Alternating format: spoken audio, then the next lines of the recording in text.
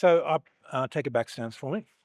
Our partner pushes down, and now I want you to lean your body weight onto your fists. So I take your whole body weight, lean forward, and then so I get this. I'm under my partner now, so I'm physically holding him with mechanical stress. From that state, I want to release the line and release his body from his most of his body weight on my fists, on my hands, through his fists. And so we're taking a lot of dead weight, and then just open.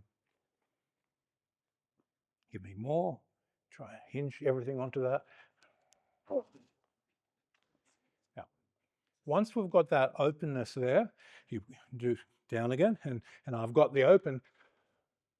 As I open, then I just stretch through him a little bit more, and you increase the release of energy until it's a little bit of a shock. You just give him a little bit of a pulse, and then you make the issues a bit more vertical. The key dead weight, he's hanging on you, and you're mechanically through muscle supporting that, and then you switch to the internal model, and you float your partner, open up, switch from muscle to fascia, stretch, and get a nice float.